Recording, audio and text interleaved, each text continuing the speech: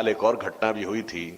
श्री राम जन्मभूमि के विषय के ऊपर कोर्ट से रोक लगवा रखी थी कि खुदाई नहीं होगी, क्योंकि डर था ना कि अगर वास्तविकता में खुदाई होगी तो फैक्ट सामने आ जाएगा। मगर उन्हें क्या पता था कि टेक्नोलॉजी कैसे मार देती है। रेडार मैपिंग की टेक्नोलॉजी आ गई तो हमारी सरकार ने निर्णय लिया कि खुदाई पे रोक है ना, रेडार मैपिंग पे तो रोक नहीं है।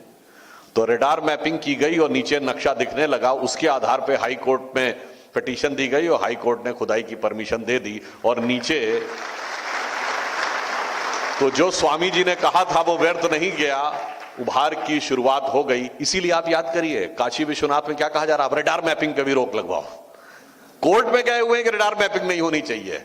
आप बताइए, जो हम पे आरोप लगाते हैं कि हम अवैज्ञानिक हैं, हम अनसाइंटिफिक अंधविश्वासी हैं, अद्भुत है। हम कहते हैं कि वैज्ञानिक खोज कराओ, हम कहते हैं एक्सकेवेशन कराओ, कार्बन डेटिंग कराओ, रेडार मैपिंग कराओ। वो कहते हैं ना एक्सकेवेशन कराओ, ना कार्बन डेटिंग कराओ और ना रेडार मैपिंग कराओ। मगर चिंता मत करिए, टेक्नोलॉजी जैसे आगे बढ़ती जा रही है, कभी चाहा तो ये भी टेक्नोलॉजी आ जाएगी। जैसे आज से केवल 25 साल पहले ये गूगल मैप जैसा कॉन्सेप्ट नहीं था कि आपको जहां चल रहे हैं वहां से अंदाजे से जाना पड़ता था, अब ऊपर से ही दिखाई पड़ता है। हो सकता है 20-25 साल में रडार मैपिंग की जरूरत ही न पड़े, ऊपर ही से दिख जाए कि नीचे क्या है।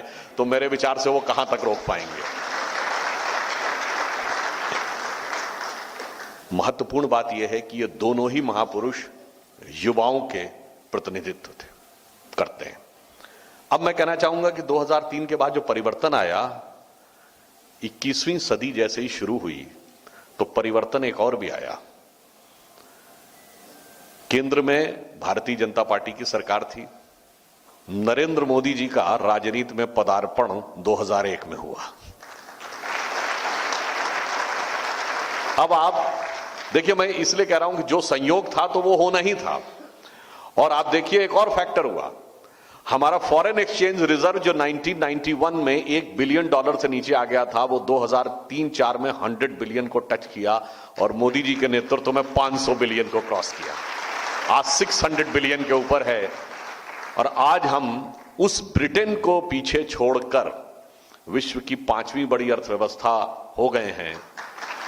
इसका अर्थ क्या हो गया है कि भारत माता या भारत माता के संतानों के भाग्य पर मां लक्ष्मी की कृपा होनी शुरू हो गई है।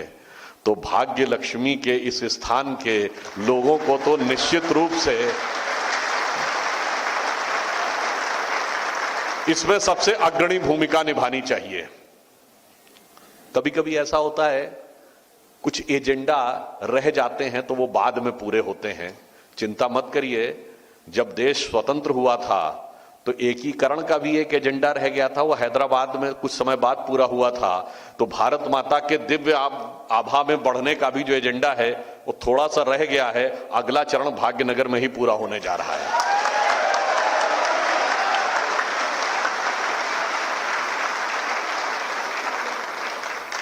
अब आप एक चीज ये देखिए कि जब हम ये कहते हैं कि हमने परिवर्तन का समय आना शुरू हुआ, तो हम सिर्फ 5वीं बड़ी अर्थव्यवस्था नहीं बने।